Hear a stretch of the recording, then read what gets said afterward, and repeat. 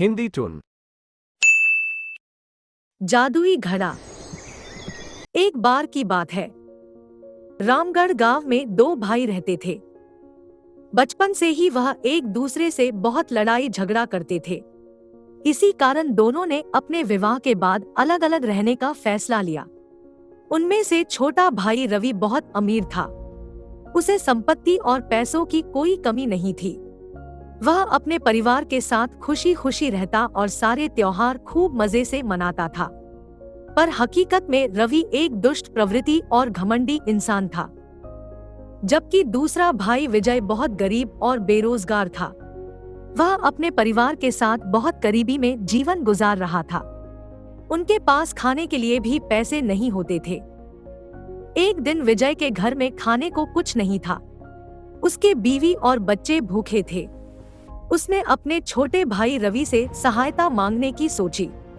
वह रवि के घर गया और उससे कुछ पैसे उधार मांगे। उस पर रवि ने विजय को कहा, मेरे पास तुम्हें पैसे उधार देने के नहीं है। तुम चाहो तो अपनी 1 बीघा जमीन मुझे बेच सकते हो। जमीन बेचने के प्रस्ताव को नहीं मानने पर रवि ने विजय को अपने घर से बाहर निकाल दिया। जब विजय दुखी होकर अपने घर जा रहा था तो रास्ते में विजय को एक बूढ़ा इंसान दिखाई दिया, जो एक मिट्टी के घड़ों से भरी बोरी उठाने की कोशिश कर रहा था। विजय बहुत दयालु था। उससे यह देखा नहीं गया। उसने मिट्टी के घड़ों को उस बूढ़े आदमी के घर तक पहुंचाने में मदद करने की सोची। वह उसके पास गया और घड़ों से भरी बोरी उठाई और कहा, क्या मैं आपकी घरों से भरी बोरी उठाने सहायता कर सकता हूँ? उस पर उस बूढ़े व्यक्ति ने कहा, अच्छा होगा बेटे, कर तो मुझे ये बोरी मेरे घर तक जोने में मेरी सहायता करोगी। और इस प्रकार वह दोनों चल पड़े। इस दौरान उस बूढ़े आदमी ने विजय को परेशानी में पाया। घर पहुंचने पर बूढ़े आदमी ने विजय को धन्यवाद कहा और उससे उसकी उदासी का कारण जानना चाहा। इस पर विजय ने उस बूढ़े व्यक्ति को अपनी घर की आर्थिक परिस्थिति बता दी। उस बूढ़े आदमी ने कहा, मैं तुम्हारी सहायता कर सकता हूँ। उसी दौरान उस बूढ़े व्यक्ति को यह याद आया। एक रात उसके एक मिट्टी के घड़े पर दैविक इच्छा शक्ति के कारण जो जादुई प्रक्रिया होने के पश्चात जो आकाशवाणी गुंजी थी, यह जादुई मटका तुम्हें एक ऐसे इंसान को देना होगा जो निहायती ईमानदार, मेहनती, दयालु और जरूरतमंद हो, और अगर तुम इसे किसी गलत हाथों में देते हो तो तुम्हारी मृत्यु हो जाएगी। विजय ने उस बूढ़े व्यक्ति से पूछा, वह कैसे? इस पर उस बूढ़े आदमी ने कहा, यह एक जादुई घड़ा है। जब तुम इसका ऊपरी ढक्कन खोलोगे तब यह तुम्हारी मांगी हुई हर एक इच्छा पूरी करेगा। लेकिन तुम्हें इसका विशेष ध्यान रखना होगा कि तुम्हारी इच्छा पूरी होने के बाद इस जादुई घड़े को उसके ऊपरी ढक्कन से बंद करना होगा। यह सुनकर विजय खुश हुआ और उसने उस बूढ़े व्यक्ति को धन्यवाद कहकर अपने घर गया। उसने अपनी बीवी को सारी बात बताई।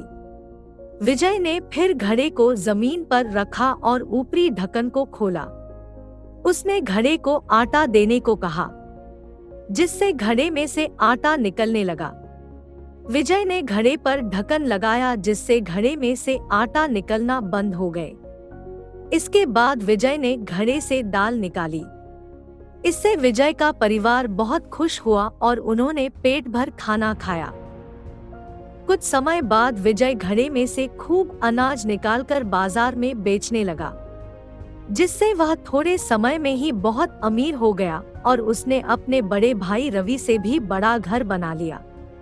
जब रवि को यह बात पता चली तो उसने विजय के थोड़े समय में अमीर होने का राज जानना चाहा। वह एक दिन चुपके से विजय के घर के खिड़की से झांककर उस जादुई घड़े की अद्भुत शक्तियों को देखा, जहां उसको जादुई घड़े के बारे में पता चला। रवि ने वह जादुई घड़ा चुरा लिया और अपने पत्नी के साथ शहर छोड़कर भागने लगा। वह गांव पार करने के लिए एक बड़ी नदी से गुजरना पड़ता था। रवि ने एक नाव ली और नदी पार करने लगा।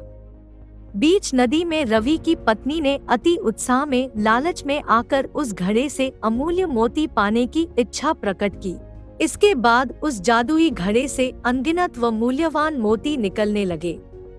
रवि को घड़े को बंद करना नहीं आता था, जिससे घड़े से मोती निकलते ही चले गए। इससे पूरी नाव मोती से भर गई, जिसमें रवि और उसका परिवार डूबकर मर गया। रवि के गलत काम की सजा उसके परिवार को भी भुगतनी पड़ी। इस कहानी से हमें यह सीख मिलती है कि हमें कभी लालच नहीं करना चाहिए। लालच का परिणाम हमेशा बुरा ही होता है।